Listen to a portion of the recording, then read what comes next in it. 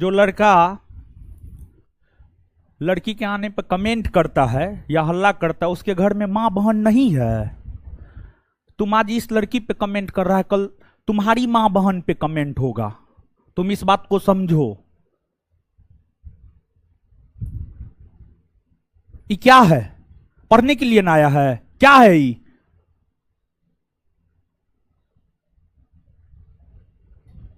कमेंटबाजी करने के लिए आया है?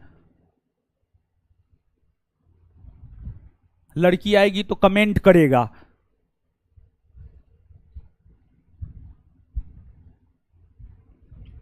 सारा का सारा लड़का को चिन्हित करके निकलवाओ, तो चिन्हित करके हमको वीडियो भेजो, अभी हम दिखा देते हैं ये सबको। लड़की पे कमेंटे करना भूल जाएगा, इतना मारेंगे ना, लड़की पे कमेंट करेगा।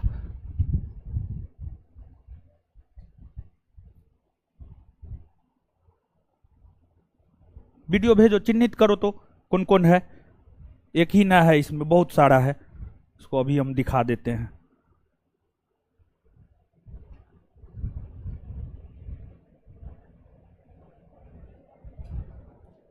पढ़ने के लिए आया है कि क्या करने के लिए आया है?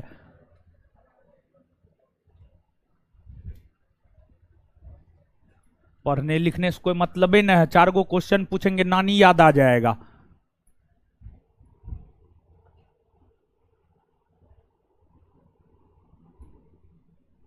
इसका कार्ड भी नहीं है। ये लड़का का कार्ड कहाँ है? ये दूसरे का कार्ड है। ये किसका कार्ड है? उसी का कार्ड है। उसका तो कार्ड नहीं है ही। तुम्हारा कार्ड है जी? है कहाँ गया लड़का? कहाँ गया वो? उसका कार्ड है वो। उसका कार्ड नहीं है, उसका कार्ड लो तो। ये दूसरे किसी का कार्ड है। दूसरे कार्ड पे आता है पढ़ने के लिए। अगर वो इस कार्ड पे आ रहा है पढ़ने के लिए तो कार्ड कहाँ है उसका? उसका कार्ड लो। उसी का कार्ड है ये। चेहरा तो उसका नहीं लग रहा है।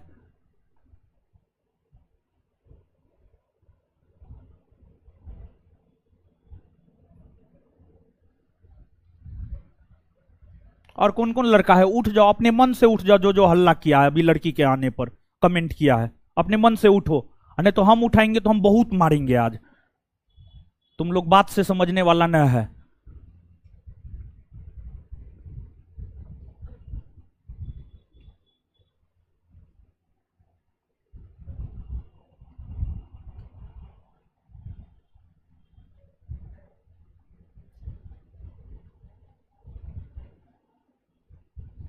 कॉपी लेते हो? उस लड़का कॉपी लेकर के भेजो तो। अभी 4 गो क्वेश्चन पूछते हैं, उसी में उसको हम नानी याद दिला देते हैं। चलो आओ इधर, कॉपी लेके आओ। तुम कॉपी लेके आओ इधर, कॉपी लेके उसको भेजो।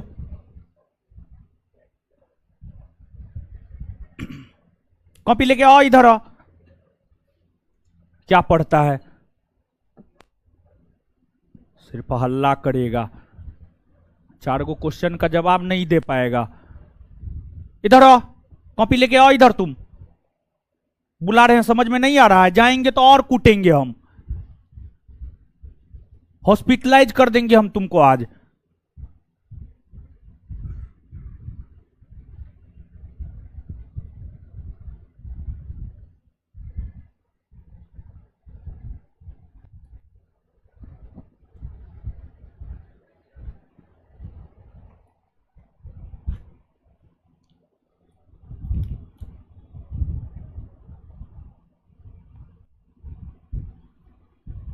हिमालय की नदी और प्रद्वीपीय भारत की नदी में क्या अंतर है? बोलो।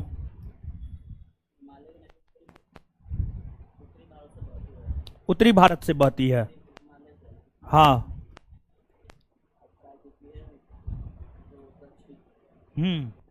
और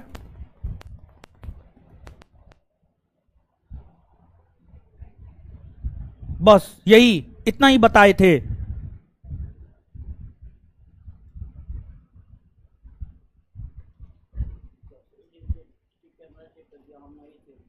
हैं?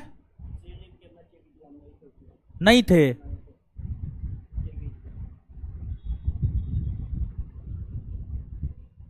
जो पूछ रहे हैं क्वेश्चन का जवाब दो ना तुम।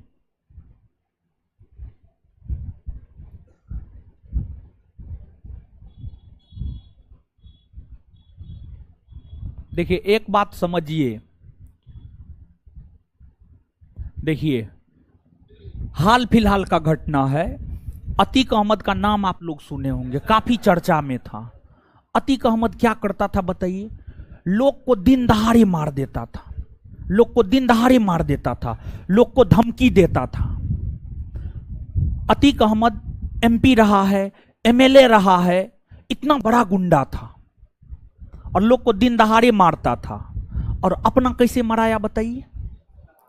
दिन दहाड़े उसको भी कोई मार दिया ना। तो मतलब ये घटना क्या सीख देता है बताइए ना? ये घटना तो यही ना सीख देता है, हो आप जैसा करेंगे वैसा पाएंगे। आज आप ये लड़की पे कमेंट करते हैं, ये भी किसी की बहन है, हमारे पास पढ़ने आई तो हमारी बहन है। आप इस पे कमेंट कर रहे हैं, जानते हैं इसका इंपैक्ट आप पर पड़ेगा। आपकी मां पर, आपकी बहन पर कोई कमेंट करता होगा निश्चित तौर पर। आप चाहते हैं कि आपकी मां और आपके बहन पर कमेंट हो? क्या आप चाहेंगे? कभी चाहेंगे? नहीं चाहेंगे। तो आप क्यों कमेंट करते हैं बताइए?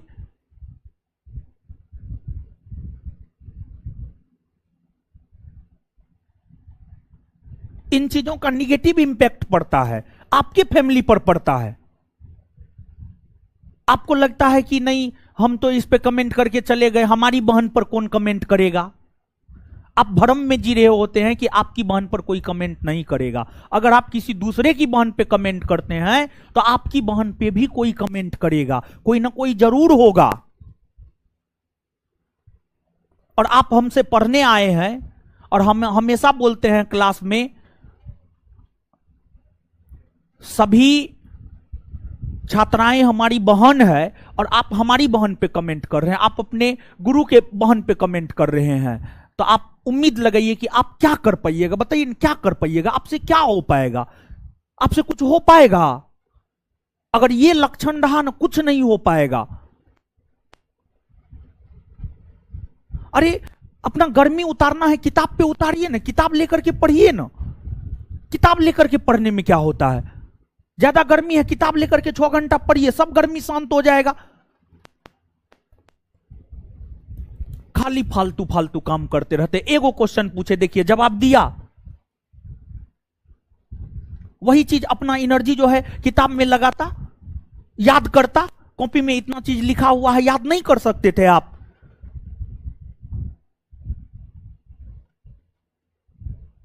कमेंटबाजी करने में एकदम बहुत एनर्जी आ जाता है।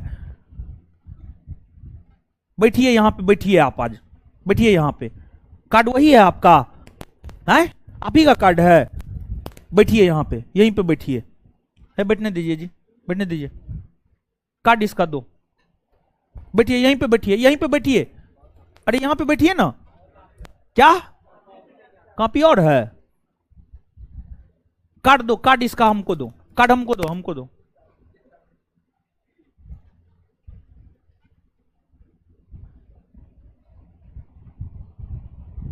पढ़ने के लिए आए हैं बताइए? पापा क्या करते हैं आपके? हैं बताइए? किसान हैं। सबका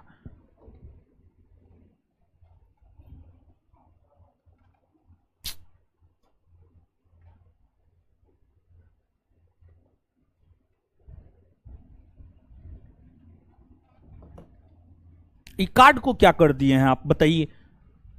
खींच दिए थे जी? हैं कार्ड को तो, कार्ड तो खिंचाया हुआ है पानी में। कहाँ है मोबाइल? कहाँ है मोबाइल? निकालिए तो आप अपना, दीजिए, लॉक खोल के दीजिए।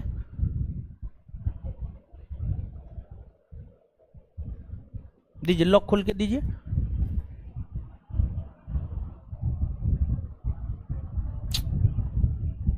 घर का नंबर कौन चीज से सेव है?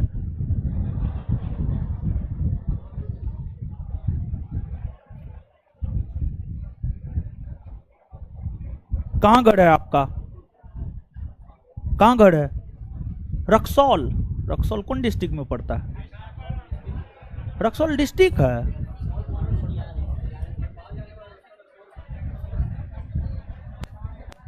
होम 1 2 3, इसमें पापा कौन उठाते हैं? पापा का कौन नंबर है? सही सही बताइए। मम्मी रखती है। कौन नंबर है इसमें घर का?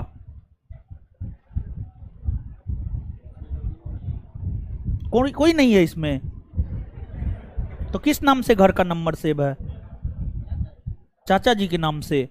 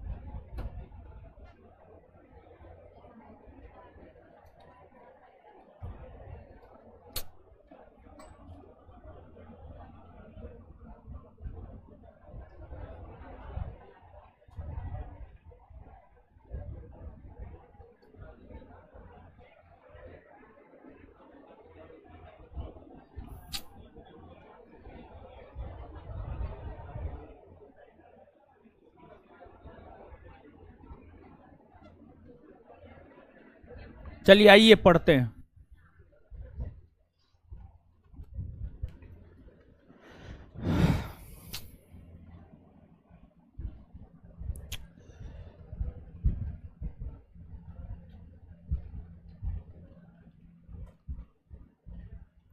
आइए आराम से जवाब दीजिएगा। केनारी की धारा किस महासागर में बहती? अटलांटिक महासागर में। इसकी प्रकृति कैसी? ठंडी ना। किन देशों के तट पर? स्पेन और पुर्तगाल। विस्के की खाड़ी में बहने वाली धारा को किस नाम से? रेनेल। कौन सा धारा? रेनेल। इसकी प्रकृति कैसी? विस्के की खाड़ी किन दो देशों के तट पर? स्पेन और फ्रांस। स्पेन और फ्रांस। नॉर्वे की धारा एवं इरमिंजर की धारा किस प्रकृति की है? इरमिंजर की धारा को अन्य किस नाम से जाना जाता है? पूर्वी आइसलैंड। पूर्वी प्रशांत महासागर में चलने वाली ठंडी जलधारा कौन कौन है?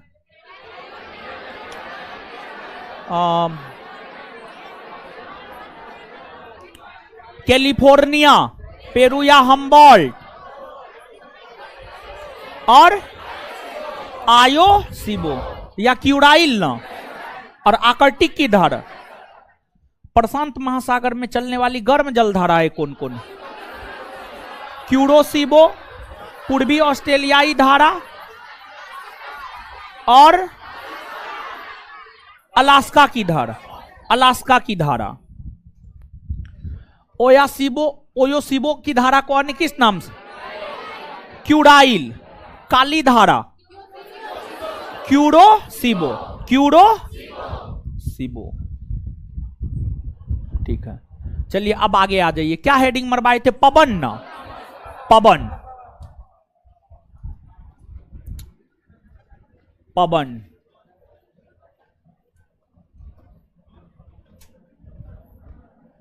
पवन।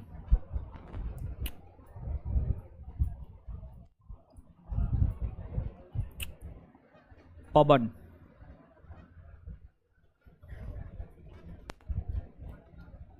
पवन।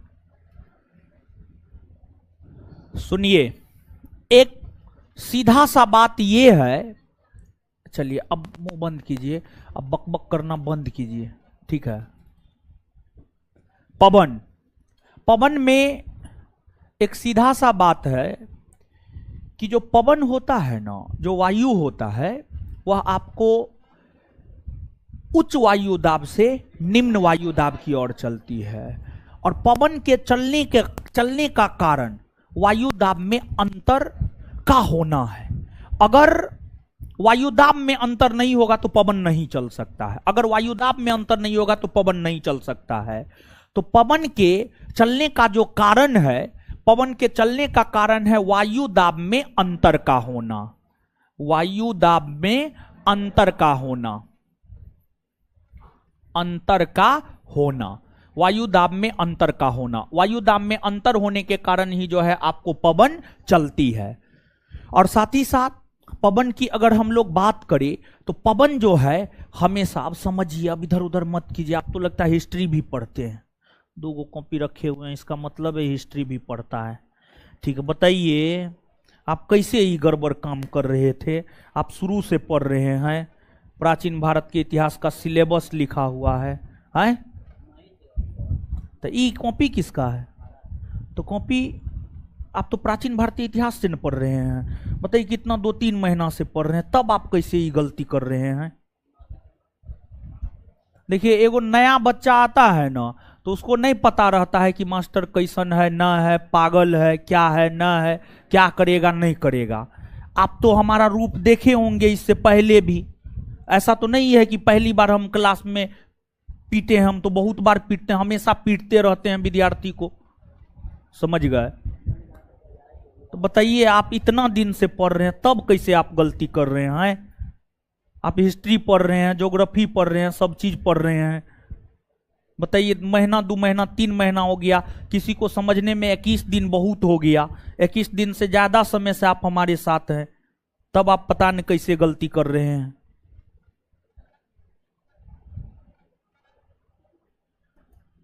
चलिए अब समझिए, अब यहां पे आइए। पवन की अगर बात करें हम लोग, तो पवन के चलने का जो सबसे बड़ा कारण है, देखिए जैसे जलधारा, जलधारा के चलने का कारण क्या है?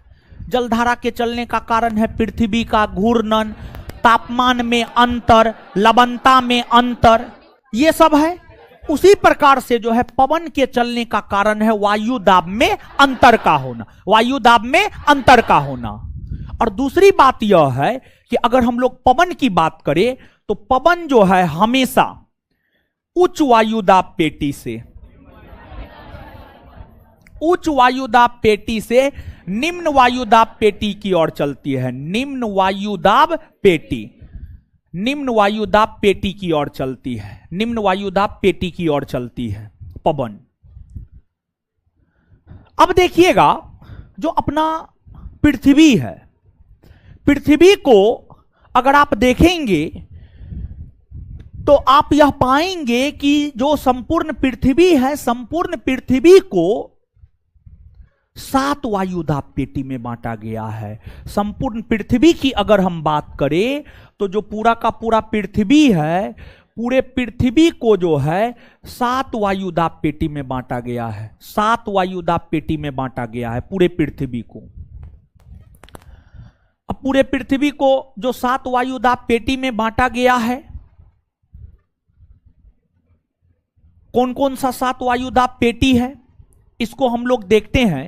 तो आप सब लोग एक बात से तो अवगत है कि पृथ्वी के केंद्र से होकर 0 डिग्री अक्षांश रेखा, पृथ्वी के केंद्र से होकर 0 डिग्री अक्षांश रेखा गुजरती है, जिसे हम लोग विषुवत रेखा भी कहते हैं, जिसे हम लोग विषुवत रेखा भी कहते हैं।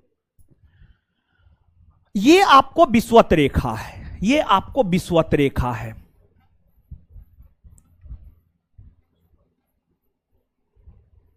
विषुवत रेखा है, ये आपको विषुवत रेखा है।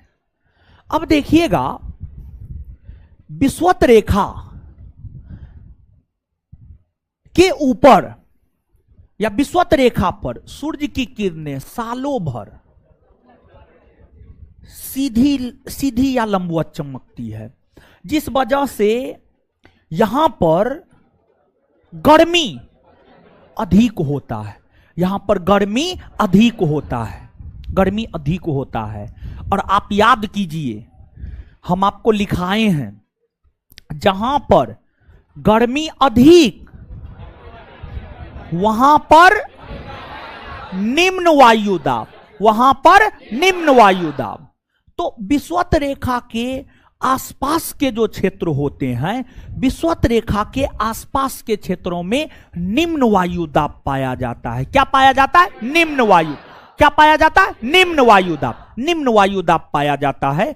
तो विषुवत रेखा के आसपास उत्तरी गोलार्ध में भी लो प्रेशर बेल्ट, एलपी यानी low pressure belt, low pressure belt का हिंदी निम्न वायुदाब पेटी, निम्न वायुदाब पेटी, निम्न वायुदाब पेटी।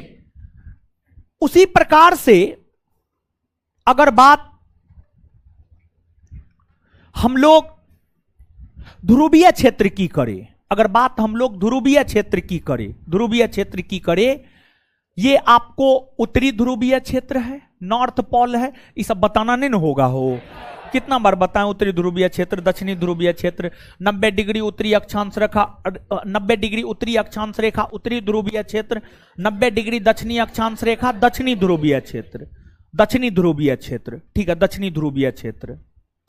अब ये उत्तरी ध्रुवीय क्षेत्र है, ये आपको दक्षिणी ध्रुवीय क्षेत्र है, दक्षिणी ध्रुवीय क्षेत्र है,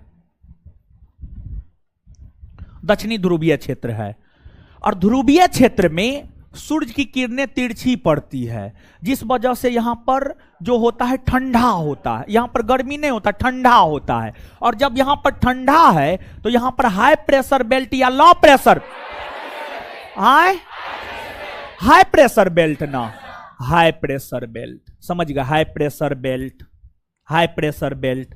तो एक बात तो आपको स्पष्ट हो गया कि विषुवतरेखीय क्षेत्र में लो प्रेशर बेल्ट और ध्रुवीय क्षेत्र में हाई प्रेशर बेल्ट, ध्रुवीय क्षेत्र में हाई प्रेशर बेल्ट, इतना बात स्पष्ट हुआ। अब देखिएगा यहां पर आप सब लोग जानते हैं कि जब हम लोग उत्तरी गोलार्ध में जाते हैं तो उत्तरी गोलार्ध में 1 डिग्री उत्तरी अक्षांश रेखा से लेकर 90 डिग्री तक उत्तरी अक्षांश रेखा मिलता है। अब इन अक्षांश रेखाओं में एक होता है आपको 30 डिग्री उत्तरी अक्षांश रेखा, 30 डिग्री उत्तरी अक्षांश रेखा, और इससे ऊपर जाएंगे तो एक होता है 35 डिग्री उत्तरी अक्षांश रेखा, 35 डिग्री उत्तरी अक्षांश रेखा। फिर और ऊपर जाएंगे तो आपको मिलेगा एक 60 डिग्री उत्तरी अक्षांश रेखा, 60 डिग्री उत्तरी अक्षांश रेखा, और एक मिलेगा आपको 66.5 डिग्री उत्तरी अक्षांश रेखा, 66.5 डिग्री उत्तरी अक्षांश रेखा। फिर आपको मिलेगा 85 डिग्री उत्तरी अक्षांश रेखा, और फिर आपको मिलेगा 90 डिग्री उत्तरी अक्षांश रेखा, 90 डिग्री उत्तरी अक्षांश रेखा, 90 डिग्री उत्तरी अक्षांश रेखा। उसी प्रकार से जब आप विषुवत रेखा के नीचे आएंगे तो दक्षिणी गोलार्ध मिलता है, और दक्षिणी गोलार्ध की हम बात करें तो दक्षिणी गोलार्ध में जो है 30 डिग्री दक्षिणी अक्षांश रेखा, 30 डिग्री दक्षिणी अक्षांश रेखा, और फिर आपको एक मिलेगा 35 डिग्री दक्षिणी अक्षांश रेखा, 35 डिग्री दक्षिणी अक्षांश रेखा। इसके बाद जो है उसी प्रकार से आप आएंगे तो आपको 60 डिग्री दक्षिणी अक्षांश रेखा, 60 डिग्री दक्षिणी अक्षांश रेखा, और फिर एक मिलता है आपको 66.5 डिग्री दक्षिणी अक्षांश रेखा, 66.5 डिग्री दक्षिणी अक्षांश रेखा, और इसके बाद फिर एक मिलता है 85 डिग्री दक्षिणी अक्षांश रेखा, 85 डिग्री दक्षिणी अक्षांश रेखा, और एक मिलता है 90 डिग्री दक्षिणी अक्षांश रेखा, 90 डिग्री दक्षिणी अक्षांश रेखा। अब देखिएगा जिस प्रकार से आपको विषुवतरेखीय क्षेत्र में लो प्रेशर बेल्ट और ध्रुवीय क्षेत्र में हाई प्रेशर बेल्ट, उसी प्रकार से अगर हम लोग बात करें दोनों गोलार्ध में, उत्तरी गोलार्ध में भी और दक्षिणी गोलार्ध में भी, दोनों गोलार्ध में अगर हम लोग बात करें तो दोनों गोलार्ध में जो 30 से 35 डिग्री अक्षांश होता है यहां पर हाई प्रेशर बेल्ट पाया जाता है, यहां पर हाई प्रेशर बेल्ट पाया जाता है। तो दोनों गोलार्ध में 30 से 35 डिग्री के बीच में हाई प्रेशर बेल्ट पाया जाता है, तथा दोनों गोलार्ध में 60 से 66.5 डिग्री के बीच में लो प्रेशर बेल्ट पाया जाता है। क्या पाया जाता है? Low pressure belt, low pressure belt पाया जाता है। तो आप देख सकते हैं कि जो है आपको विषुवतरेखीय क्षेत्र के आसपास निम्न वायुदाब पेटी एक हो गया, विषुवत रेखा के आसपास निम्न वायुदाब पेटी एक वायुदाब पेटी हो गया। दूसरा उत्तरी गोलार्ध में 30 से 35 डिग्री 2 वायुदाब पेटी हो गया। तीसरा उत्तरी गोलार्ध में 60 से 66.5 डिग्री 4 हो गया, और फिर 3 हो गया, 3 हुआ, और फिर 85 से 90 डिग्री उत्तरी 4 हुआ, और फिर इधर 30 से 35 डिग्री दक्षिण 5 हुआ, 60 से 66.5 डिग्री 6 हुआ, और जो है 85 से 90 डिग्री 7 हुआ। तो अगर पृथ्वी की बात की जाए तो पृथ्वी को यही 7 वायुदाब पेटी में बांटा गया है। विषुवत रेखा के आसपास निम्न वायुदाब पेटी, विषुवत रेखा के आसपास निम्न वायुदाब पेटी, फिर जो है आपको 30 से 35 डिग्री उत्तर, 30 से 35 डिग्री दक्षिण, 60 से 66.5 डिग्री उत्तर, 60 से 66.5 डिग्री दक्षिण, 85 से 90 डिग्री उत्तर और 85 से 90 डिग्री दक्षिण, 85 से 90 डिग्री दक्षिण। तो ये टोटल 7 वायुदाब पेटी में जो है पूरे पृथ्वी को बांटा गया है। पूरे पृथ्वी को जो है 7 वायुदाब पेटी में बांटा गया है। अब देखिएगा, बात अगर हम लोग पवन की करें तो अब ये तो पृथ्वी को जो 7 वायुदाब पेटी में बांटा गया है उससे हम आपको अवगत करवा दिए हैं। अब देखिएगा, बात अगर हम लोग पवन की करें, जैसे आपने पढ़ा है कि जो जलधारा होता है वह आपको 2 प्रकार का होता है, गर्म जलधारा और ठंडी जलधारा। उसी प्रकार से अगर पवन की हम लोग बात करें तो पवन 3 प्रकार का होता है। पवन कितने प्रकार का? 3 प्रकार का। पवन कितने प्रकार का? 3 प्रकार का। तो पवन 3 प्रकार का होता है। अब पवन जो 3 प्रकार का होता है उसमें एक होता है अस्थाई या प्रचलित पवन, एक होता है अस्थाई या प्रचलित पवन।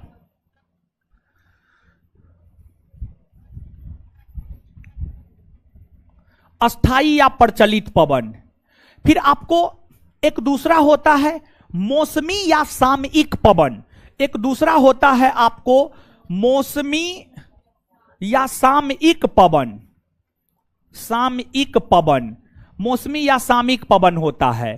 फिर एक तीसरा होता है स्थानीय पवन, और एक तीसरा क्या होता है? स्थानीय पवन। स्थानीय पवन। अब देखिएगा, पवन तो 3 प्रकार का होता है, अस्थाई या प्रचलित पवन, मौसमी या सामयिक पवन और स्थानीय पवन। अब अगर हम लोग बात करें अस्थाई या प्रचलित पवन की, तो जो अस्थाई या प्रचलित पवन होता है ये आपको 3 प्रकार का होता है।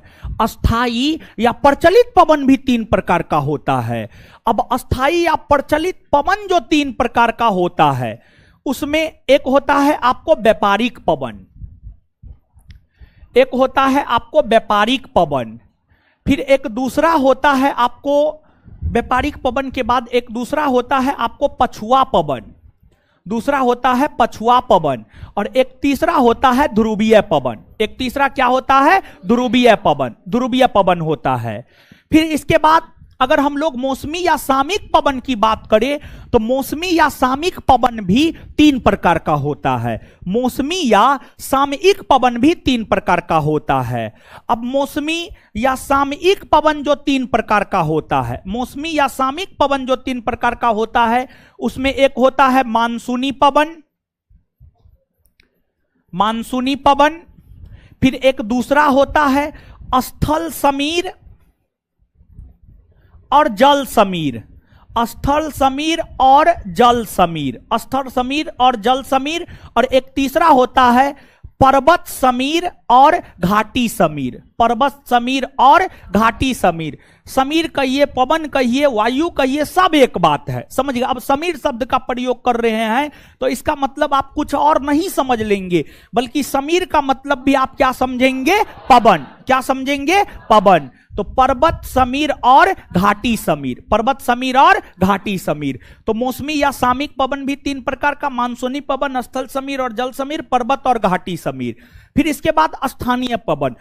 अब अगर हम लोग स्थानीय पवन की बात करें तो जो स्थानीय पवन होता है ये 2 प्रकार का होता है। स्थानीय पवन 2 प्रकार का होता है, एक आपको गर्म होता है और दूसरा आपको ठंडी होती है। एक गर्म और दूसरा ठंडा। जैसे जो है आपको चिनूक, हरमट्टन, सिराको, सिमूम, ये सभी गर्म पवन के उदाहरण है।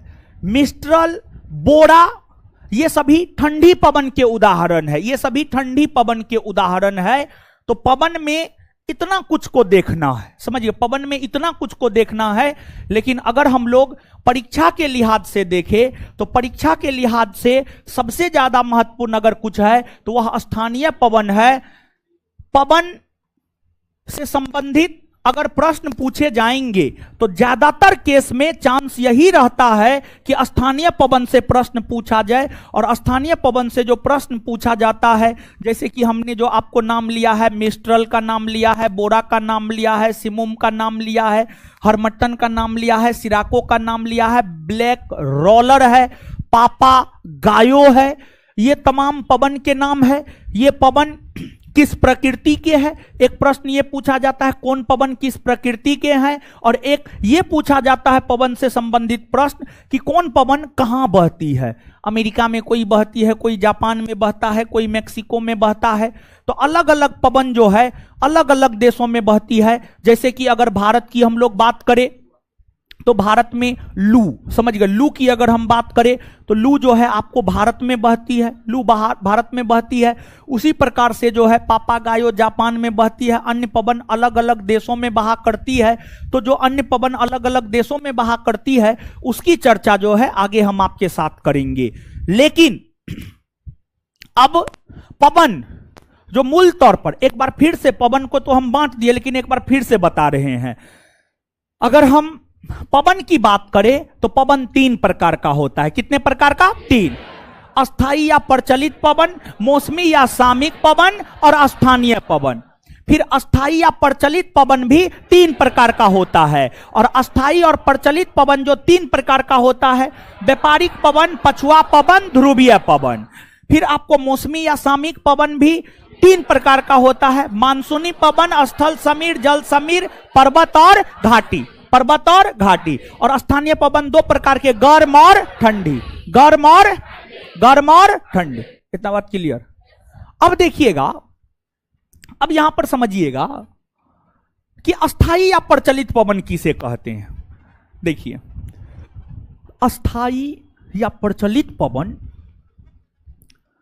उस पवन को कहा जाता है जो सालों भर 365 दिन, सालों भर मतलब 365 दिन, वैसा पवन जो सालों भर एक ही दिशा में बहती है। 365 दिन के 365 दिन एक ही दिशा में बहती है, उसी को अस्थाई या प्रचलित पवन कहा जाता है। उसी को अस्थाई या प्रचलित पवन कहा जाता है। तो वैसा पवन जो सालों भर एक ही दिशा में बहती है उसी को अस्थाई पवन या प्रचलित पवन कहा जाता है। अस्थाई पवन या प्रचलित पवन कहा जाता है। अब अस्थाई पवन या प्रचलित पवन के उदाहरण है व्यापारिक पवन, पछुआ पवन और ध्रुवीय पवन। व्यापारिक पवन, पछुआ पवन और ध्रुवीय पवन। अब देखिएगा, व्यापारिक पवन किसे कहते हैं, पछुआ पवन किसे कहते हैं और ध्रुवीय पवन किसे कहते हैं। तो देखिए, ध्यान दीजिएगा। अब यहां पे आ जाइएगा और एक बात याद रखिएगा, जो सबसे पहला पॉइंट हम आपको बताए थे, उच्च वायु दाब से निम्न वायु दाब की ओर हमेशा पवन चलती है।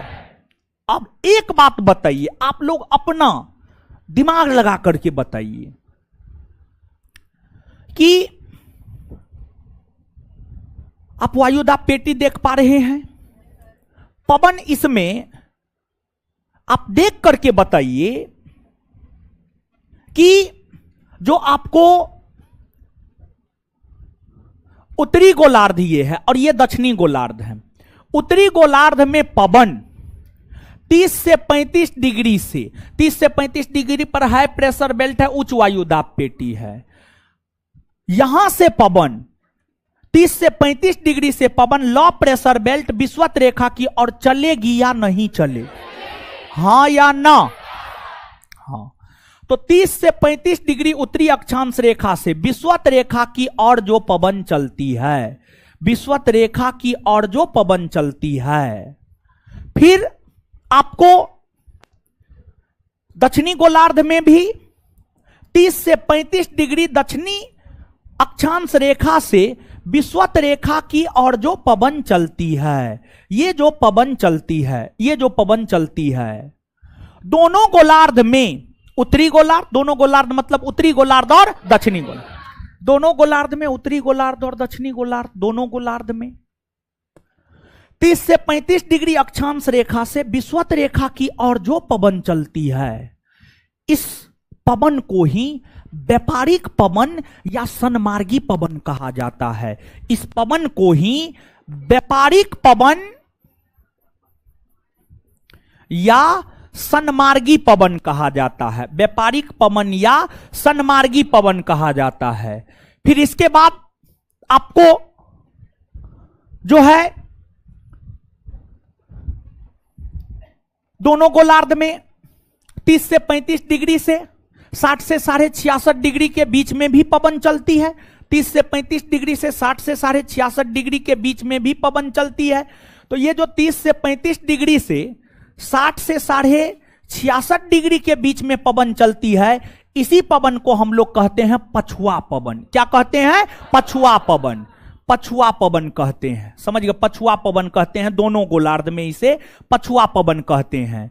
फिर इसके बाद ध्रुवीय क्षेत्र में जहां पर हाई प्रेशर बेल्ट पाया जाता है, दोनों गोलार्ध में, उत्तरी गोलार्ध और दक्षिणी गोलार्ध, ध्रुवीय क्षेत्र में हाई प्रेशर बेल्ट से लो प्रेशर बेल्ट की ओर, यानी 85 डिग्री से 85-90 डिग्री से 60 से 66.5 डिग्री के बीच में दोनों गोलार्ध में जो चलने वाली पवन होती है, इसी को कहा जाता है ध्रुवीय पवन। क्या कहा जाता है? ध्रुवीय पवन। क्या कहा जाता है? ध्रुवीय पवन। ध्रुवीय पवन कहा जाता है। तो आप थोड़ा सा सोचिएगा, समझिएगा। ये तो हम सीधा सीधा बता दिए हैं, एक बार फिर से इस बात को बता रहे हैं और फिर दूसरे संदर्भ में इसको हम आपको परिभाषित करेंगे। दोनों गोलार्ध में 30 से 35 डिग्री अक्षांश रेखा से विषुवत रेखा की ओर चलने वाली पवन को व्यापारिक पवन या सन्मार्गी पवन। दोनों गोलार्ध में 30 से 35 डिग्री से 60 से 66.5 डिग्री के बीच में चलने वाली पवन को पछुआ पवन। दोनों गोलार्ध में 85 से 90 डिग्री से 60 से 66.5 डिग्री के बीच में चलने वाली पवन को ध्रुवीय पवन। ध्रुवीय पवन। और आप सब लोग जानते हैं कि जो 0 डिग्री अक्षांश रेखा है, 1 डिग्री, 2 डिग्री, 3 डिग्री, 10 डिग्री, इन सभी अक्षांश रेखाओं को निम्न अक्षांश रेखा कहते हैं। और फिर जो 85 डिग्री 90 डिग्री है, उसको क्या कहते हैं? उच्च अक्षांश रेखा। क्या कहते हैं? उच्च अक्षांश रेखा। तो एक बात बताइएगा कि क्या व्यापारिक पवन के विषय में हम ये बात कह सकते हैं कि उच्च अक्षांश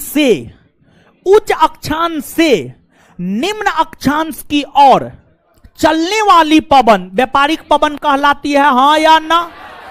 हां। फिर दूसरी बात, क्या पछुआ पवन के विषय में यह कह सकते हैं कि निम्न अक्षांश से उच्च अक्षांश की ओर, निम्न अक्षांश से उच्च अक्षांश की ओर बहने वाली पवन को पछुआ पवन कहते हैं? हां, कह सकते हैं। फिर जो है उच्च अक्षांश से निम्न अक्षांश की ओर बहने वाली पवन को ध्रुवीय पवन कह सकते हैं। ये बात आपको समझ में आ रहा है? और देखिए, ये जो 30 से 35 डिग्री अक्षांश से विषुवत रेखा की ओर चलने वाली पवन है, इस पवन को व्यापारिक पवन इसलिए कहा जाता है, प्राचीन काल में यूरोप के व्यापारी, प्राचीन काल में जो यूरोप के व्यापारी हुआ करते थे, इन पवनों के सहारे ही व्यापार करने को निकलते थे। और जलमार्ग से जब इन पवनों के सहारे व्यापार करने के लिए निकलते थे, तो हवा जो है काफी तीव्र गति से उसको लेकर के आगे बढ़ जाता था, तो काफी आसानी होता था। यही कारण है कि इन पवनों को व्यापारिक पवन कहा जाता है। क्या कहा जाता है? व्यापारिक पवन। क्या कहा जाता है? व्यापारिक पवन। समझ गए? तो ये व्यापारिक पवन, पछुआ पवन और ध्रुवीय पवन के विषय में हुआ। अब इसके बाद आगे अगर हम लोग देखें तो आगे है आपको मौसमी या सामयिक पवन। मौसमी या सामयिक पवन। तो मौसमी या सामयिक पवन के विषय में बताएंगे, लेकिन उससे पहले कुछ चीज को आप नोट डाउन कीजिए, फिर आगे लिखाएंगे। लिखिए,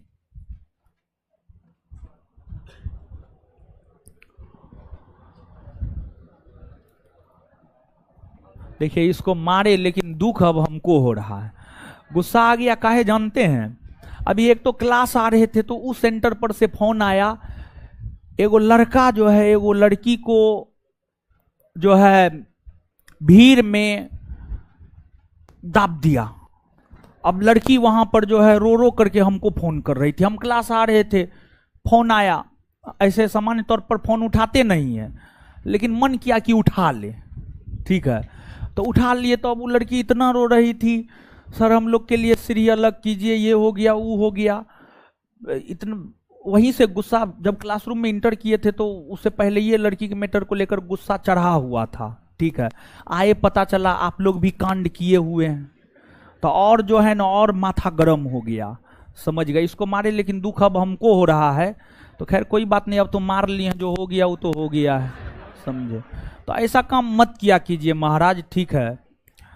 मारना नहीं चाहते हैं, जानते हैं, हम आपको मार लेते, हम भर रात आज परेशान रहेंगे, आपको विश्वास नहीं होगा, किसी पे हाथ उठा देते हैं वो अलग बात है, लेकिन परेशान बड़ी रहते हैं। मारना नहीं चाहिए, हम नहीं किसी को मारते हैं, बहुत जल्दी नहीं मारते, मारते तो हैं लेकिन बहुत जल्दी नहीं मारते हैं, लेकिन जो है फिर हम भर रात परेशान रहते हैं। अब आज भर रात परेशान रहेंगे, कल फिर भी क्लास तो लेबे करेंगे, क्लास तो हम नहीं छोड़ते हैं, समझ गए। तो क्लास पे इफेक्ट पड़ जाता है थोड़ा सा, तो हम नहीं चाहते हैं कि हम मारे, लेकिन फिर भी आप लोग ऐसा ऐसा कामें करते हैं, अब क्या करें हम, ठीक है। लिखिए विश्व का पवन, लिखिएगा पवन, पवन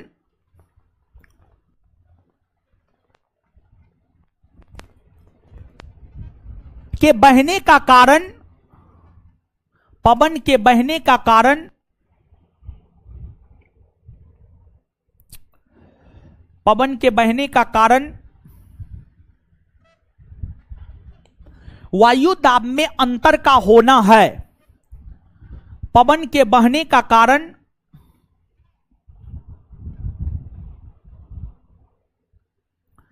पवन के बहने का कारण वायु दाब में अंतर का होना है। पवन के बहने का कारण वायु दाब में अंतर का होना है। वायु दाब में अंतर का होना है। वायु दाब में अंतर का होना है। होना है, होना है, वायु दाब में अंतर का होना है। फुल स्टॉप, उसी में कंटिन्यू, उसी लाइन में फुल स्टॉप के बाद पवन हमेशा, पवन हमेशा उच्च वायु दाब से, पवन हमेशा उच्च वायु दाब से, पवन हमेशा उच्च वायु दाब से निम्न वायु दाब की ओर, पवन हमेशा उच्च वायु दाब से निम्न वायु दाब की ओर, पवन हमेशा उच्च वायु दाब से निम्न वायु दाब की ओर चलती है। पवन हमेशा उच्च वायु दाब से निम्न वायु दाब की ओर चलती है, चलती है।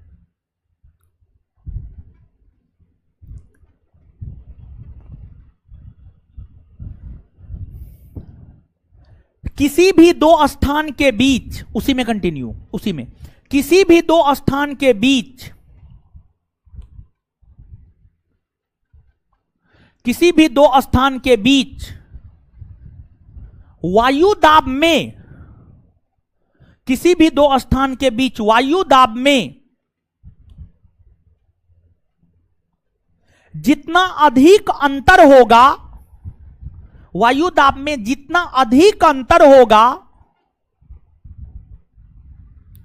वायु दाब में जितना अधिक अंतर होगा,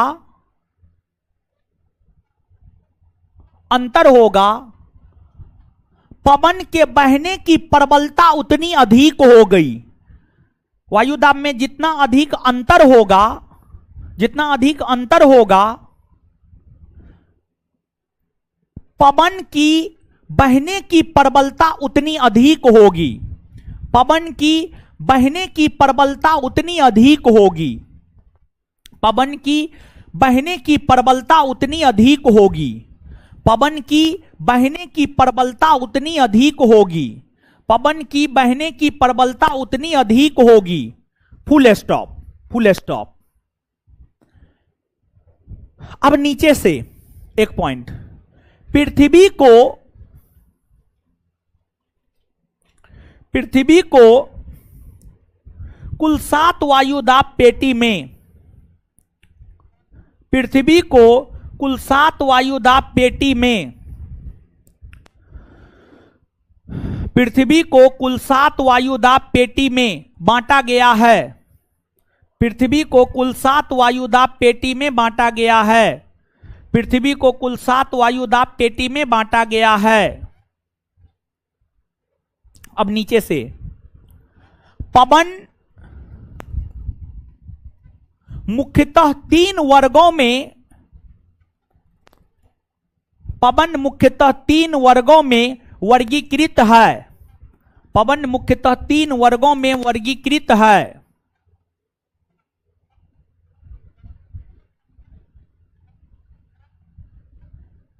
मुख्यतः तीन वर्गों में वर्गीकृत है। एक नंबर में अस्थाई या प्रचलित पवन,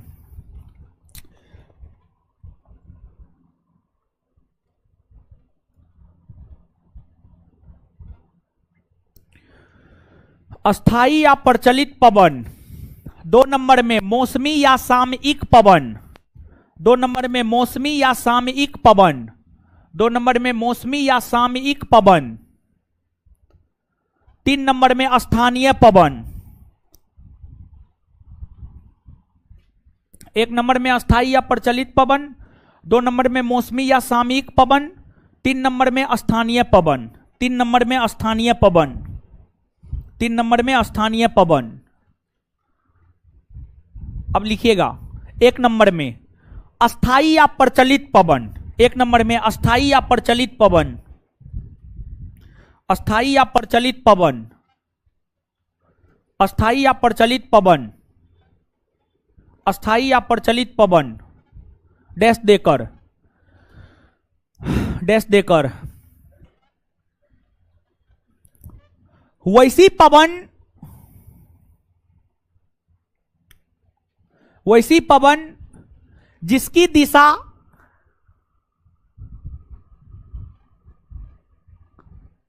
सालों भर, वैसी पवन जिसकी दिशा सालों भर, वैसी पवन जिसकी दिशा सालों भर, वैसी पवन जिसकी दिशा सालों भर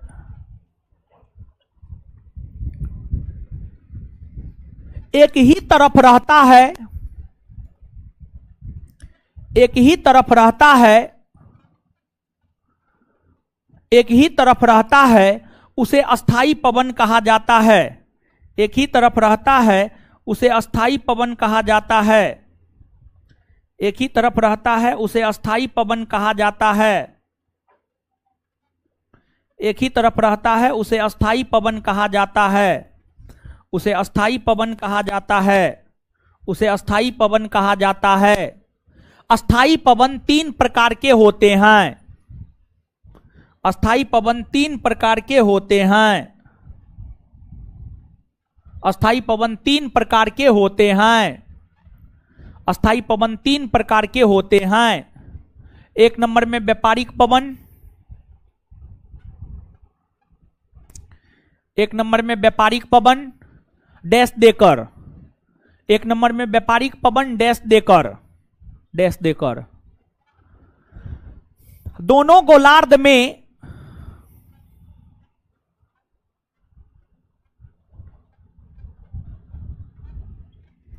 दोनों गोलार्ध में 30 से 35 डिग्री, दोनों गोलार्ध में 30 से 35 डिग्री, दोनों गोलार्ध में 30 से 35 डिग्री दोनों गोलार्ध में 30 से 35 डिग्री से, दोनों गोलार्ध में 30 से 35 डिग्री से, दोनों गोलार्ध में 30 से 35 डिग्री से विषुवत रेखा की ओर बहने वाली, विषुवत रेखा की ओर बहने वाली, विषुवत रेखा की ओर बहने वाली पवन को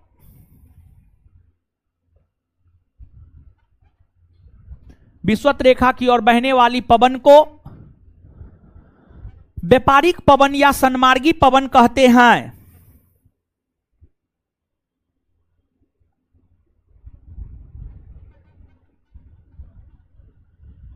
व्यापारिक पवन या सन्मार्गी पवन कहते हैं। Full stop. व्यापारिक पवन या सन्मार्गी पवन कहते हैं। Full stop. उसी में इसको व्यापारिक पवन, इसको व्यापारिक पवन इसलिए कहा जाता है, इसको व्यापारिक पवन इसलिए कहा जाता है, इसको व्यापारिक पवन इसलिए कहा जाता है, इसको व्यापारिक पवन इसलिए कहा जाता है क्योंकि यूरोप के व्यापारी, क्योंकि यूरोप के व्यापारी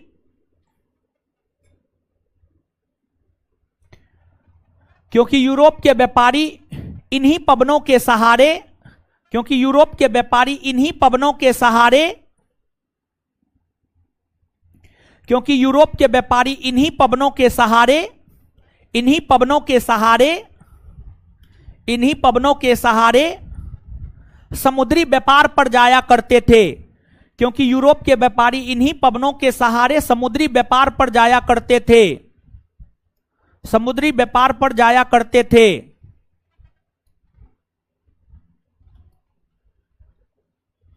समुद्री व्यापार पर जाया करते थे।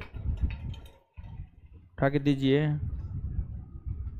चलिए अब एगो बात बताइए, यहां पर हम आपको डायरेक्शन बताए हुए, आप डिसाइड कीजिएगा, थोड़ा सा हम बोलेंगे।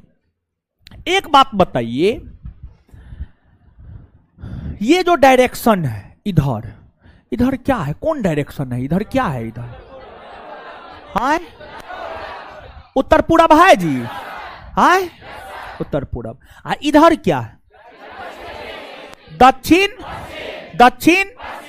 तो एक बात बताइए, क्या हम ये बात कह सकते हैं उत्तरी गोलार्ध में व्यापारिक पवन उत्तर पूरब से दक्षिण पश्चिम की ओर चलती है?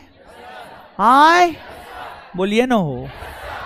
उत्तरी गोलार्ध में व्यापारिक पवन उत्तर पूरब से दक्षिण पश्चिम की ओर चलती है, हम कह सकते हैं हाँ या ना? हाँ। इसके बाद एक बात बताइए, इधर क्या है? ये क्या है? दक्षिण पूरब, दक्षिण। और इधर क्या है? उत्तर पश्चिम, उत्तर। यही व्यापारिक पवन दक्षिणी गोलार्ध में दक्षिण पूरब से उत्तर, दक्षिण पूरब से उत्तर। बात कुछ समझ में आया है? तो कह सकते हैं नहीं बात। व्यापारिक पवन उत्तरी गोलार्ध में उत्तर पूरब से दक्षिण पश्चिम की ओर चलती है, और दक्षिणी गोलार्ध में दक्षिण पूरब से उत्तर पश्चिम की ओर चलती। बात क्लियर? नीचे से लिखिए, नीचे से नेक्स्ट पॉइंट, अगला पॉइंट लिखिएगा। व्यापारिक पवन उत्तरी गोलार्ध में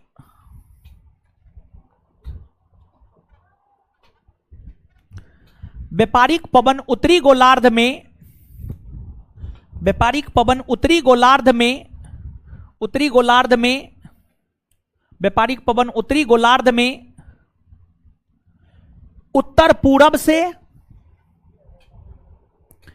व्यापारिक पवन उत्तरी गोलार्ध में उत्तर पूरब से दक्षिण पश्चिम की ओर चलती है, उत्तर पूरब से दक्षिण पश्चिम की ओर चलती है, उत्तर पूरब से दक्षिण पश्चिम की ओर चलती है, तथा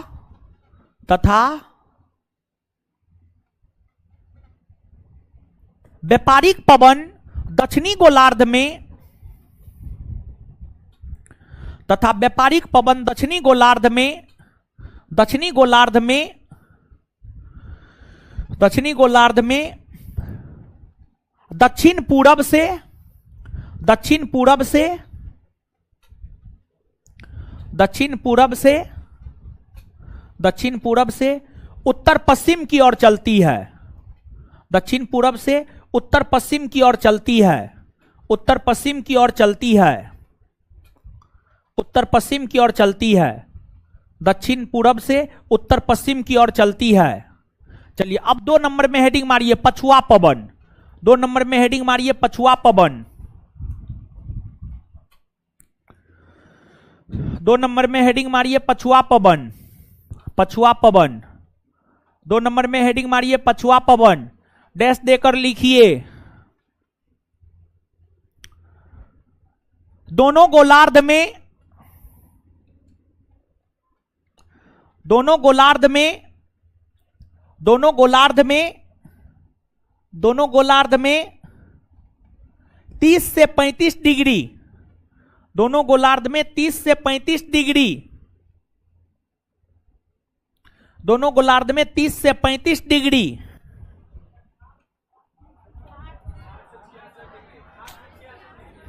लिखिए ना जो लिखा रहे हैं। दोनों गोलार्ध में 30 से 35 डिग्री अक्षांश रेखा से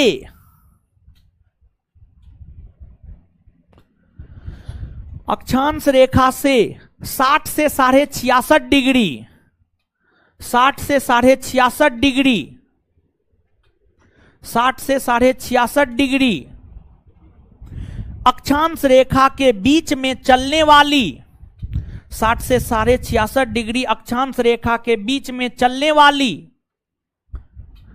वाली पवन को पछुआ पवन कहते हैं, पछुआ पवन कहते हैं।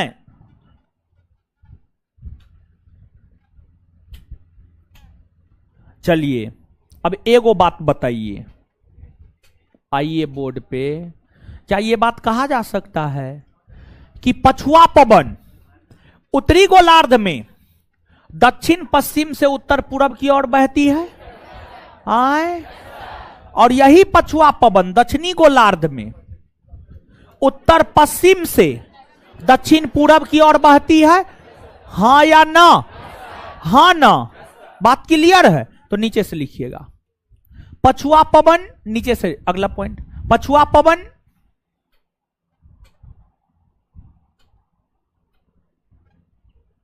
पछुआ पवन उत्तरी गोलार्ध में, पछुआ पवन उत्तरी गोलार्ध में, उत्तरी गोलार्ध में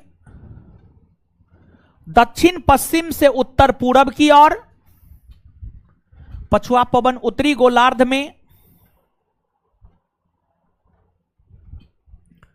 पछुआ पवन उत्तरी गोलार्ध में दक्षिण पश्चिम से उत्तर पूर्व की ओर, दक्षिण पश्चिम से उत्तर पूर्व की ओर, दक्षिण पश्चिम से उत्तर पूर्व की ओर, और दक्षिणी गोलार्ध में, और दक्षिणी गोलार्ध में, और दक्षिणी गोलार्ध में, और दक्षिणी गोलार्ध में उत्तर पश्चिम से, उत्तर पश्चिम से, उत्तर पश्चिम से, उत्तर पश्चिम से दक्षिण पूर्व की ओर चलती है, उत्तर पश्चिम से दक्षिण पूर्व की ओर चलती है, उत्तर पूर्व से, उत्तर पश्चिम से दक्षिण पूर्व की ओर चलती है, उत्तर पश्चिम से दक्षिण पूर्व की ओर चलती है। चलिए अब आगे हेडिंग मारिए ध्रुवीय पवन, ध्रुवीय पवन, ध्रुवीय पवन लिखिएगा, ध्रुवीय पवन लिखिएगा, लिखिएगा उत्तरी ध्रुवीय क्षेत्र तथा दक्षिणी ध्रुवीय क्षेत्र से, लिखिएगा उत्तरी ध्रुवीय क्षेत्र तथा दक्षिणी ध्रुवीय क्षेत्र से, उत्तरी ध्रुवीय क्षेत्र तथा दक्षिणी ध्रुवीय क्षेत्र से, उत्तरी ध्रुवीय क्षेत्र तथा दक्षिणी ध्रुवीय क्षेत्र से, उत्तरी ध्रुवीय क्षेत्र तथा दक्षिणी ध्रुवीय क्षेत्र से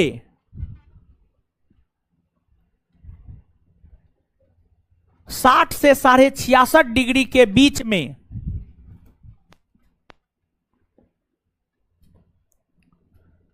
60 से 66.5 डिग्री के बीच में बहने वाली पवन को, बहने वाली पवन को ध्रुवीय पवन कहते हैं, बहने वाली पवन को ध्रुवीय पवन कहते हैं।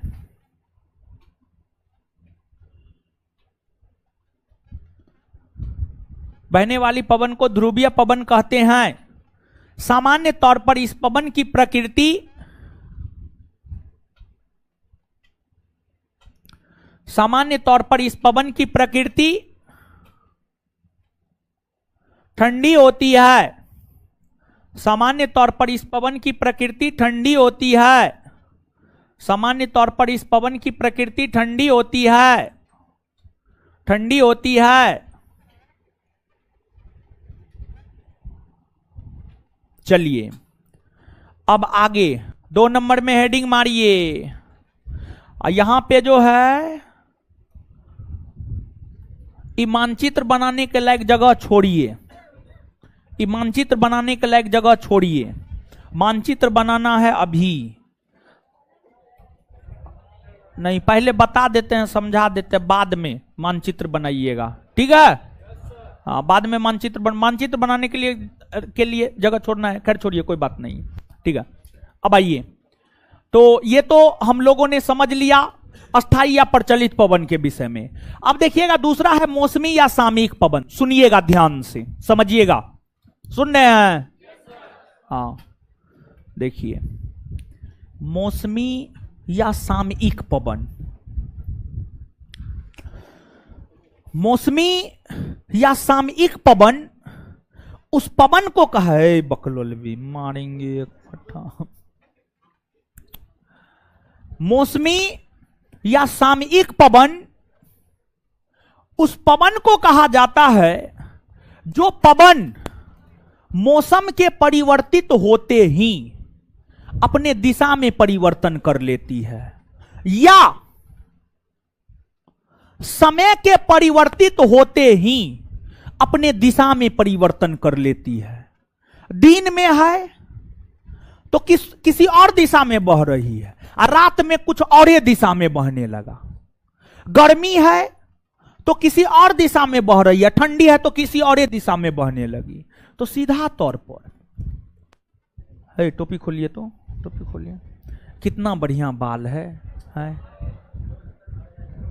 दिमाग जो है ना, दिमाग को जो है ना ओपन रहने दीजिए, ओपन। टोपी उपी मत पहनिए। हम बाल कटाए थे, कितना दिन टोपी पहने?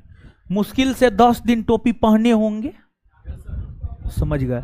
एकदम लगता है सुंदर दिख के कहां जाइएगा? जीवन में एक के दिन सुंदर दिखना है, और जिस रोज घोड़ी पे चढ़िएगा, समझ गए? उसके अलावा सुंदर नहीं दिखना है। बस उस रोज सुंदर दिख जाइएगा कि ससुराल वाला सबके दुल्हा सुंदर है, समझ गए? तुम सुंदर दिखने के चक्कर में कुछ भी। सुनिए अब, तो मौसमी या सामयिक पवन, सीधे तौर पर एक लाइन में, मौसमी या सामयिक पवन उस पवन को कहा जाता है जो मौसम के परिवर्तित होने से अपने मार्ग में परिवर्तन कर लेती है, जो दिन और रात के होने से अपने मार्ग में परिवर्तन कर लेती है, उसी को मौसमी या सामयिक पवन कहते हैं। मौसमी या सामयिक पवन के अंतर्गत मानसूनी पवन, स्थल समीर, जल समीर, पर्वत समीर, घाटी समीर, ठीक है। अब देखिएगा कि जो है मानसूनी पवन, मानसूनी पवन उस पवन को कहा जाता है जो मौसम के परिवर्तित होने से अपने मार्ग में परिवर्तन कर लेती है। जैसे देखिए, जो मानसूनी पवन होता है, मानसूनी पवन के विषय में हम आपको बता दें। मानसूनी पवन ग्रीष्म ऋतु में, गर्मी के मौसम में समुद्र से स्थल की ओर चलती है। मानसूनी पवन गर्मी के मौसम में समुद्र से स्थल की ओर चलती है, स्थल की ओर चलती है। यही पवन जब शीत ऋतु आता है ना, ठंडा का मौसम आता है ना, यही मानसूनी पवन स्थल से समुद्र की ओर चलने लगता है, स्थल से समुद्र की ओर चलने लगता है। तो देखिए, ग्रीष्म ऋतु है तो समुद्र से स्थल की ओर जा रहा है। जैसे इसका सबसे बेहतरीन उदाहरण है दक्षिणी पश्चिमी मानसूनी पवन। दक्षिणी पश्चिमी मानसूनी पवन जो कि हिंद महासागर से उत्पत्ति होती है, हिंद महासागर जलीय भाग है या समुद्री भाग है, वहां से भारत की ओर आती है, भारत के स्थलीय भाग की ओर आती है, हां या ना? आए। इसके बाद वही पवन जब मौसम परिवर्तित होता है, शीत ऋतु आता है, तो वही पवन स्थलीय भाग से समुद्र की ओर आती है। उत्तरी पूर्वी मानसूनी पवन याद कीजिए, हिमालयी भाग से हिंद महासागर की ओर आती है, हाँ या ना? आए तो क्या कह सकते हैं, मानसूनी पवन ग्रीष्म ऋतु में समुद्र से स्थल की ओर और शीत ऋतु में स्थल से। क्लियर है? मानसूनी पवन यही है। फिर आपको स्थल समीर और जल समीर, देखिए इसको हम कैसे याद रखे हुए हैं। एक तो सीधा है स्थल समीर।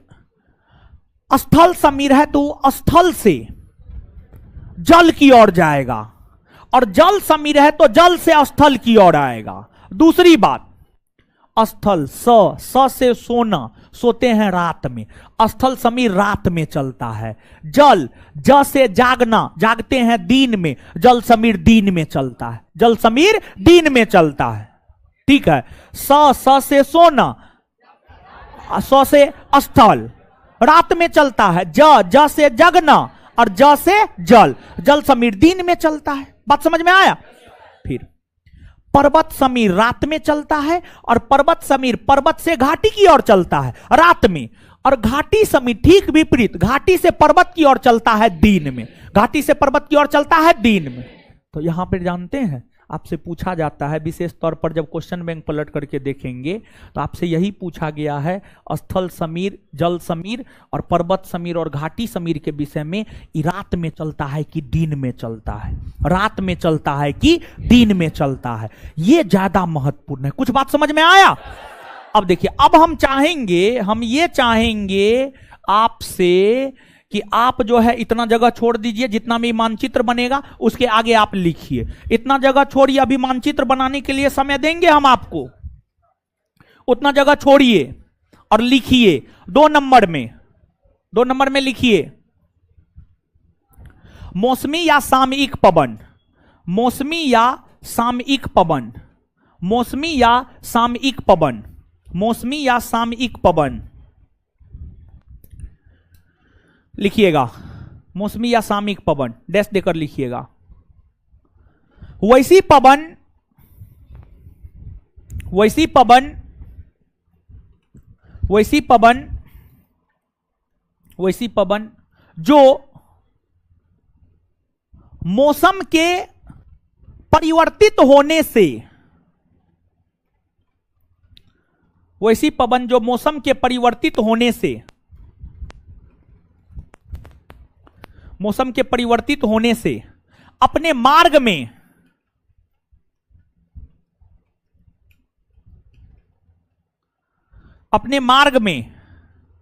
परिवर्तन कर लेती है,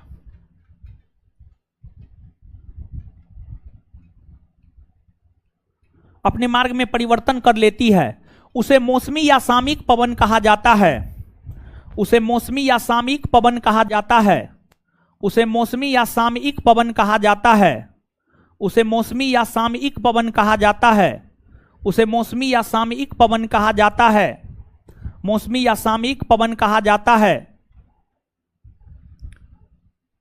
यह पवन 3 प्रकार का होता है।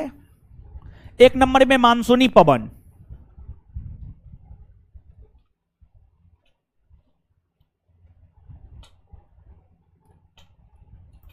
एक नंबर में मानसूनी पवन, यह पवन 3 प्रकार का होता है। 1 नंबर में मानसूनी पवन,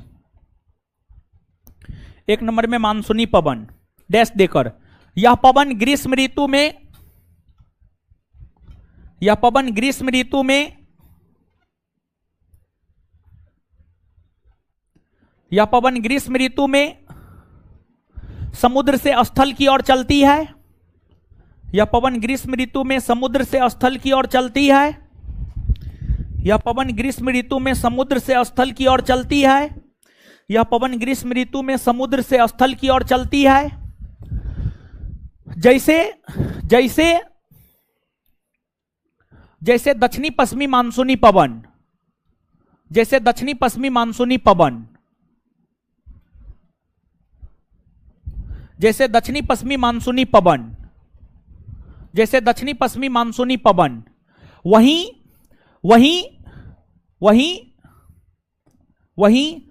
यह पवन शीत ऋतु में, यह पवन शीत ऋतु में, शीत ऋतु में, शीत ऋतु में स्थल से समुद्र की ओर चलती है। शीत ऋतु में स्थल से समुद्र की ओर चलती है। शीत ऋतु में स्थल से समुद्र की ओर चलती है। शीत ऋतु में स्थल से समुद्र की ओर चलती है। शीत ऋतु में स्थल से समुद्र की ओर चलती है। शीत ऋतु में स्थल से समुद्र की ओर चलती है। स्थल से समुद्र की ओर चलती है। जैसे उत्तरी पूर्वी मानसूनी पवन, जैसे उत्तरी पूर्वी मानसूनी पवन, जैसे उत्तरी पूर्वी मानसूनी पवन, जैसे उत्तरी पूर्वी मानसूनी पवन, जैसे उत्तरी पूर्वी मानसूनी पवन, जैसे उत्तरी पूर्वी मानसूनी पवन।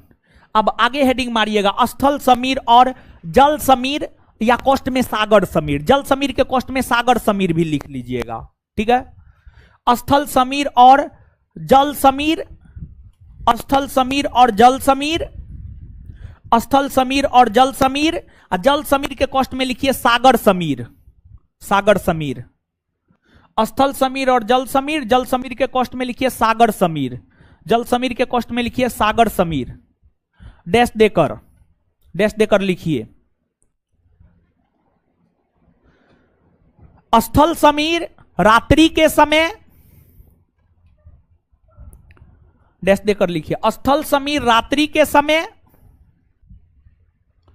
स्थल समीर रात्रि के समय स्थल से समुद्र की ओर चलती है।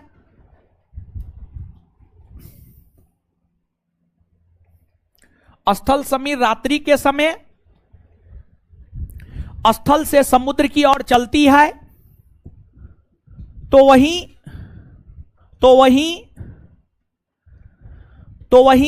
जल समीर या सागर समीर, तो वहीं जल समीर या सागर समीर, तो वहीं जल समीर या सागर समीर, तो वहीं जल समीर या सागर समीर, जल समीर या सागर समीर, सागर समीर।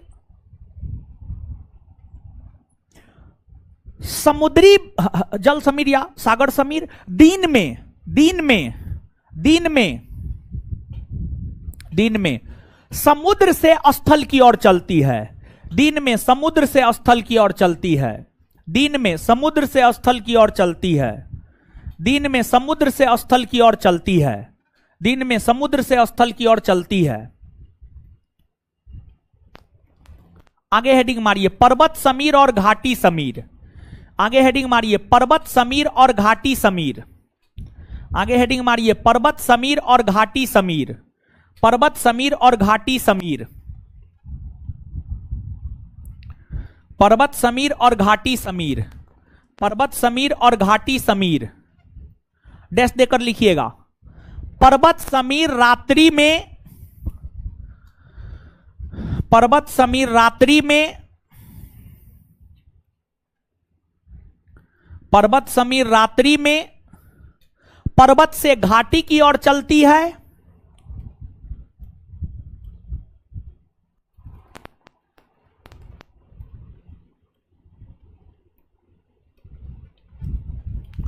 पर्वत समीर रात्रि में पर्वत से घाटी की ओर चलती है तथा घाटी समीर दिन में, तथा घाटी समीर दिन में, तथा घाटी समीर दिन में घाटी से पर्वत की ओर चलती है। दिन में घाटी से पर्वत की ओर चलती है। दिन में घाटी से पर्वत की ओर चलती है। दिन में घाटी से पर्वत की ओर चलती है। दिन में घाटी से पर्वत की ओर चलती है। दिन में घाटी से पर्वत की ओर चलती है।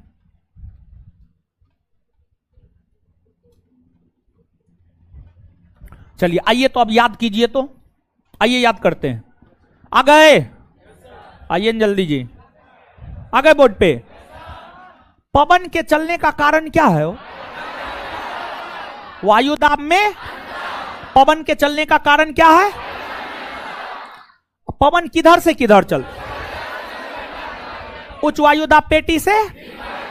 पवन कितने प्रकार का होता है? कितने प्रकार का? पहला। अच्छा, वैसी पवन जिसकी दिशा सालों भर एक ही तरफ होती है उसे क्या कहा जाता है? क्या कहा जाता है? क्या कहा जाता है? अस्थाई पवन कितने प्रकार का हो? कितना? पहला, दूसरा, तीसरा। चलिए अब बताइएगा, दोनों गोलार्ध में 30 से 35 डिग्री से विषुवत रेखा की ओर चलने वाली पवन क्या कहलाती है? दोनों गोलार्ध में 30 से 35 डिग्री से 60 से 66.5 डिग्री के बीच चलने वाली क्या कहलाती है? और दोनों गोलार्ध में ध्रुवीय क्षेत्र से 60 से 66.5 डिग्री के बीच में चलने वाली पवन क्या कहलाती है? ध्रुवीय पवन की प्रकृति गर्म या ठंडी? आए कैसी? ठंडी ना। वैसी पवन जो मौसम के परिवर्तित होने से अपने मार्ग में परिवर्तन कर लेती है क्या कहलाती? मौसमी या सामयिक पवन कितने प्रकार के? मानसूनी पवन ग्रीष्म ऋतु में किधर से किधर? समुद्र से। शीत ऋतु में? अच्छा, स्थल समीर दिन में चलती है या रात में? आए और जल समीर दिन में। पर्वत समीर रात, घाटी समीर। अच्छा, स्थल समीर स्थल से समुद्र, जल समीर समुद्र से स्थल। स्थल समीर किधर से किधर? स्थल से। जल समीर समुद्र से। पर्वत समीर पर्वत से घाटी, और घाटी समीर घाटी से पर्वत। पर्वत समीर किधर से किधर? पर्वत से घाटी, और घाटी समीर घाटी से। बात समझ में आया? चलिए अब जो है ये मानचित्र जहां पर जगह छुड़वाए थे वहां पर इस मानचित्र को आपको नोट डाउन करना है, ठीक है? अब इसके अलावे होमवर्क दीजिए। तो कहां है किताब? कहां है? हाँ। क्या दिए थे? पेज नंबर 141 में देखिएगा, विश्व के प्रमुख देशों के संसद का नाम दिए थे। उसके बाद है प्रमुख भारतीय व्यक्तियों के उपनाम। प्रमुख भारतीय व्यक्तियों के उपनाम को याद कर लीजिएगा, 141 पेज में भी है और 142 पेज में भी है। ये पूरा टॉपिक देख लीजिएगा, प्रमुख भारतीय व्यक्तियों के उपनाम, ठीक है? चलिए ये आपका होमवर्क है, अब इसको बना लीजिए, बना करके चले जाइएगा। दूसरे सेंटर में पे मेरे टेस्ट का डिस्कशन है, हम निकल रहे हैं, 5 मिनट के बाद ऑनलाइन काट दीजिएगा, ठीक है? चलिए ठीक है, हमको निकलने दीजिएगा तब आप लोग निकल जाइएगा। पहले बना लीजिए, मोबाइल में फोटो नहीं खींचना है, बना के जाना है, ठीक है? धन्यवाद।